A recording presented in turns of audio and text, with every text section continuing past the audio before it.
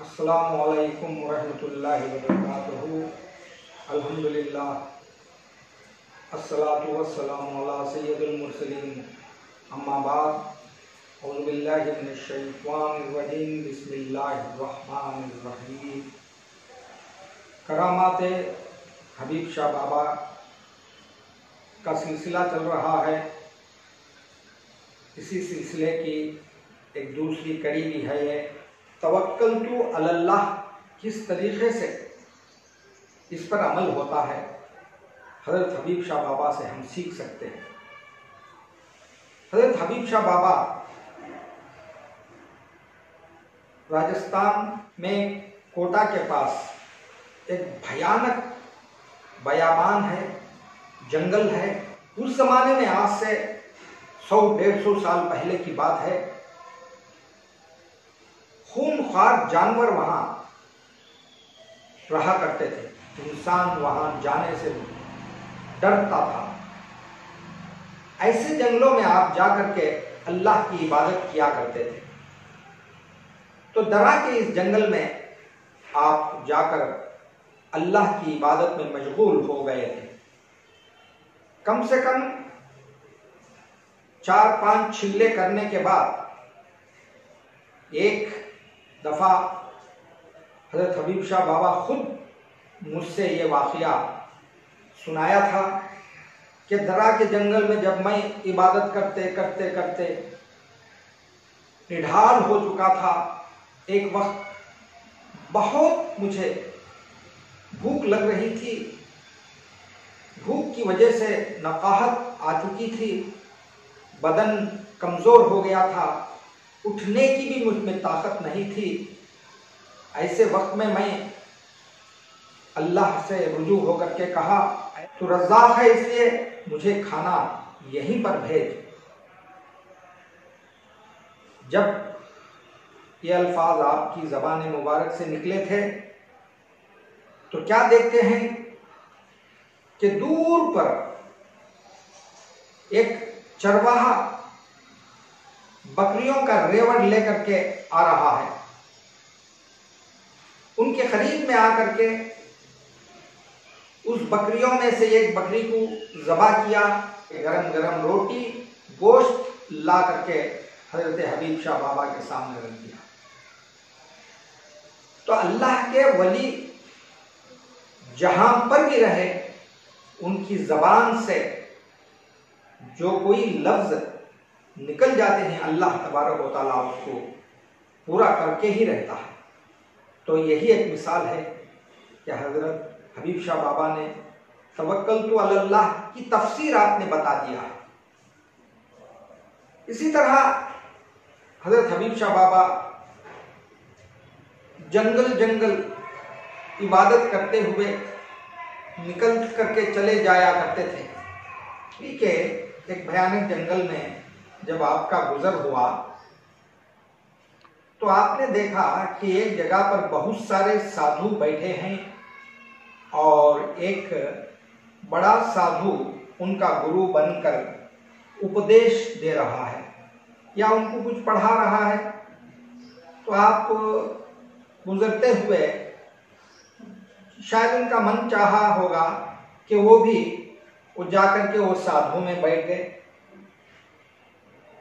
जब देखा उन्होंने कि एक मुसलमान फ़कीर साधुओं के दरमियान बैठा हुआ है, खामोश हो गए हो। तो एक दिन उन साधुओं का गुरु हज़रत हबीब शाह बाबा को बुला करके कहा कि बाबा, बहुत दिनों से मैं देख रहा हूं कि आप खामोश रहते हैं, बात होती है तो आप निकल जाते हैं, हमसे अलग हो जाते हैं, कहाँ जाते हो? तो उन्होंने कहा, बस यूं ही दूर जाके मैं अपना काम कर लेता हूं। हज़रत हबीब शाह बाबा, रात होती थी, सूरज डूबता था, तो आप दूर उनसे अलग होकर के अल्लाह की इबादत में लग जाया करते थे। जब दिन होता था, सूरज निकलता था, अपने जिक्र अस्कार को मुकम्मिल करके थोड़े वक्त के लिए उनके साथ भी बैठ जाया करते थे। इस तरह बहुत दिन उनके साथ गुजारने के बाद वो गुरु साधुओं का बुला करके कहा, देखो बाबा, आप ये लोटा लो, ये लोटा लेकर के यहाँ पर करीब में एक बावली है, वहां जा करके पानी लेकर के आओ। हजरत हबीब शाह वो लोटा जो साधुओं का गुरु दिया था लेकर के चले गए। थोड़े उसके बाद लोटा भर करके पानी ला करके उनके गुरु के सामने रख दिए। जैसे ही वो गुरु ने पानी भरा लोटा देखा तो हैरान हो गया, परेशान हो गया, उसके पसीने छूटने लगे और वो बाबा साहब से कहने लगा, बाबा तुमने ये पानी कहां से लाया? तो हजरत हबीब शाह बाबा ने कहा, जहां तुमने कहा, जिस बावली का पानी तुमने लाने को कहा था, बस वही बावली से मैं लेके आया हूं। तो वो साधुओं का गुरु कहने लगा, नहीं बाबा, ये हो ही नहीं सकता, तुम वहां जा ही नहीं सकते, बस थोड़ी दूर जाकर के वापस लौट करके आ जाओगे। सिर्फ मैं तुमको जो है आजमाना चाहता था, तुमको मैं देखना चाहता था कि तुम मुसलमान फकीर हो, हम साधुओं में आकर बैठते उठते हो, मैं तुम्हारी ताकत को देखना चाहता था, तुम वहां जा ही नहीं सकते, चलो हम तुम्हारे साथ आते हैं।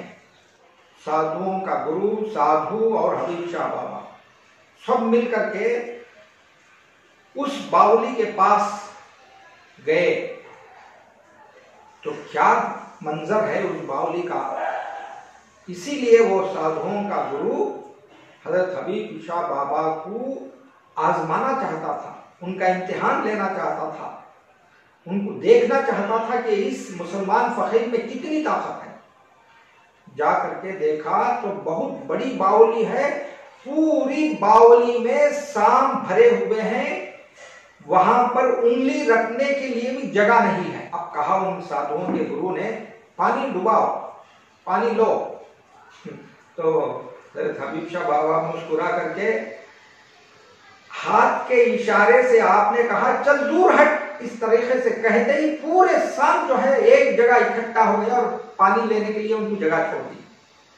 जैसे ही वो मंजर उन्होंने देखा, साधु बाबा का गुरु फौरन जो है हजरत हबीब शाह बाबा के पांव में गिर गया, कहने लगा, सरकार, हुजूर, बाबा साहब, हमने ऐसे महात्मा को कभी नहीं देखा, यहाँ से पानी लाने वाला आज तक किसी को नहीं देखा मैंने, आप हमसे बहुत महान हैं। इस तरह उनको उसी जगह से अपने कंधों पर उठा करके अपने मठ में ला के बिठा दिया और शाह बाबा को उसके तख्त पर बिठा कर इज्जत करने लगा।